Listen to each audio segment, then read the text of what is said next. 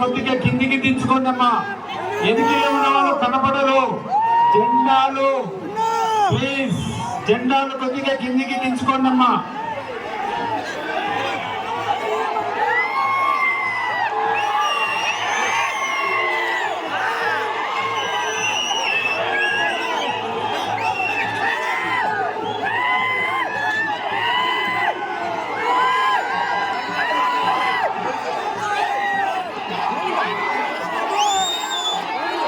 కొద్దిగా జెండాలు కిందికి ఎంచుకోండమ్మా.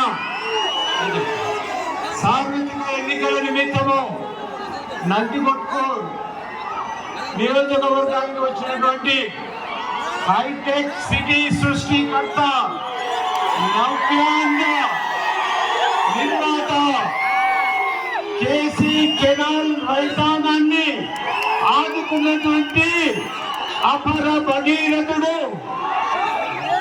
ఒక విజనరీ లీడర్, జాతీయ అధ్యక్షుడు తెలుగుదేశం పార్టీ శ్రీ నారా చంద్రబాబు నాయుడు గారికి స్వాగతం, సుస్వాగతం.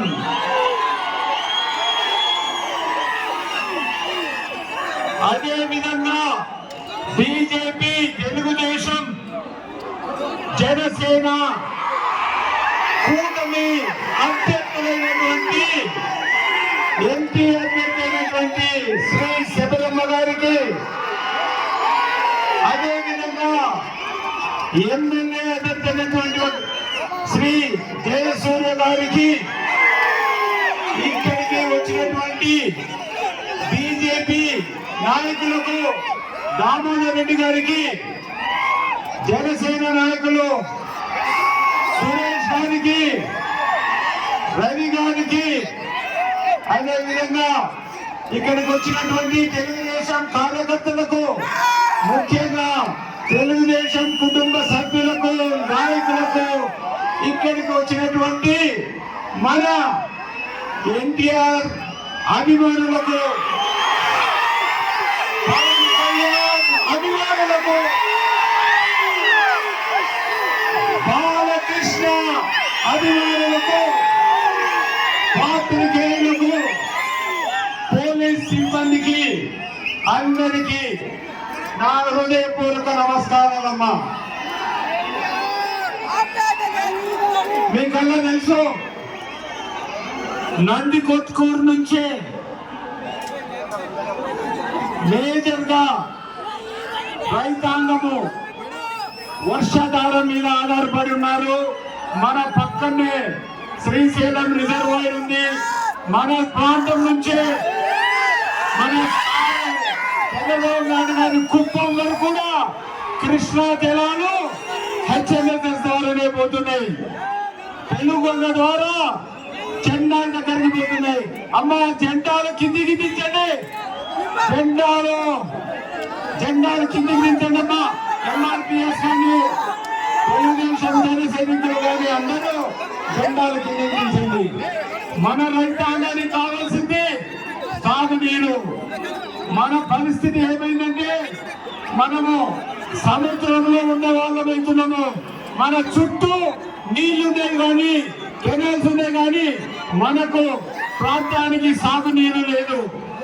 ఇప్పుడు చంద్రబాబు నాయుడు సార్ మొన్ననే ఆగస్టు 1న ప్రాజెక్టులు సందర్శించినప్పుడు నందికొట్కూరు ప్రాంతానికి సమృద్ధిగా నీళ్లు అందిస్తానని హామీ ఇవ్వడం జరిగింది.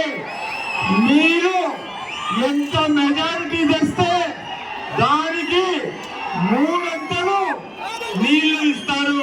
అంటే మీరు 20,000 మెజారిటీ ఇస్తే 60,000 ఎకరాలకు నీళ్ళు ఇస్తాము. అదే విధంగా మీరు 50,000 మెజారిటీ ఇస్తే 3 అంతలు 1,50,000 ఎకరాలకు నీళ్లు ఇస్తామని సారు మనకు చెప్పడం జరిగింది. మీకు వివరిస్తారు. ఇంకా ఈ ప్రాంతంలో యువత బాగా చదువుకున్నారు. ఈ యువతకు ఉద్యోగ అవకాశాలు కావాలి. అదే గతంలో 2014 నుంచి 19లో మన సారు తంగడించలో మెగా ఫుడ్ పార్క్ ఏర్పాటు చేశాడు. కానీ ఈ జగన్మోహన్ రెడ్డి వాళ్ళకు టీవీ యొక్క వాళ్ళు మూసుకునే పరిస్థితి వచ్చింది. మళ్ళా సారం వచ్చినాక ఫస్ట్ చేసేది తంగడంచలో మెగా సీడ్ పార్క్ ఏర్పాటు చేసి mega food park seed R&D research centres ఏర్పాటు చేసి ఖచ్చితంగా ఇక్కడ యువతకు సమృద్ధిగా ఉద్యోగ అవకాశాలు ఏర్పాటు చేయడానికి ఉంది. ఆల్రెడీ మన సారు ఓరకల్లో ఎయిర్పోర్ట్ నిర్మాణానికి కంప్లీట్ చేయడం జరిగింది. ఆడ ఇండస్ట్రియల్ హబ్ కూడా 30,000 ఎకరాలు కేటాయించి జయరాజ్ ఇస్పాట్ స్టీల్ అక్కడే ఏర్పాటైపోయింది. ఆల్రెడీ గ్రీన్ కో ఇండస్ట్రీస్ అక్కడే పెట్టడం జరిగింది.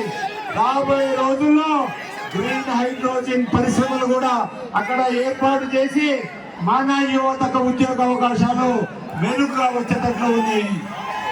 ఇంకా నందికొట్కూరు నియోజకవర్గంలో 20% ముస్లిం సోదరులు ఉన్నారు. ముస్లిం సోదరులకు ముఖ్యంగా కావాల్సింది రక్షణ. చాలా మంది తప్పుడు ప్రచారం చేస్తున్నారు. 4% రిజర్వేషన్ ఉండదని మన సారు మీకల్లా హామీ ఇవ్వబోతున్నాడు. ముస్లిం సోదరులకు అన్ని విధాల రక్షణ ఉంటుంది, రిజర్వేషన్ ఉంటుంది. గతంలో చేసినటువంటి తోఫాలు మనకు కావాల్సిన దుల్హనియా స్కీమ్స్ అన్ని అమలు చేస్తాడు. అన్ని సార్ ఖచ్చితంగా చెప్పబోతున్నాడు. ఇప్పుడు మన ఎమ్మెల్యే అభ్యర్థి అయినటువంటి జయసూర్య గారిని మాట్లాడాల్సిందిగా కోరుకుంటున్నాను.